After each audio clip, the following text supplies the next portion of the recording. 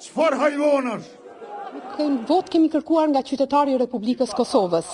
Edhe askush nuk i ka quajtur deputetët hajvan, edhe kjo lloj gjuhe që përdoret për të përgjithësuar vetëm pak, kjo lloj gjuhe që përdoret për të përgjithësuar edhe për të mos i kushtuar rëndësi detajeve, krijon në publik një qasje refuzuese ndaj mediave tona. Prandaj askush nuk i ka quajtur deputetët hajvan. Ju e dini fort të mirë që është quajtur një person i cili ka bërë premtime të cilat nuk kanë qenë jo vetëm pjesë, e te kalonin shumën jo vetëm të buxhetit shtetit, por e te kalonin madje edhe shumën e gjithë GDP-s së Republikës Kosovës. Në atë kontekst është përdor ajo fjalë dhe ju mund ta përsërisni sa herë të doni.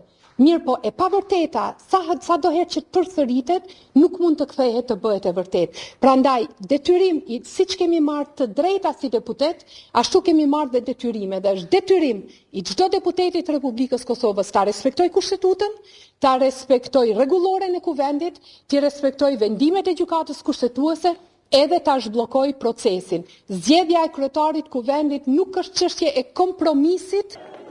E keni po çfarë rrenash pe premtimeve kanë dhonë. Thajshin, buxheti i shtetit do të bëhet më i madh se bruto produkti vendor. Çfarë hajvonash? Ose jepshin premtime për koeficient më shumë se në programin e tyne. Çfarë hajvonash? Po, ka kalu koha hajvanotit.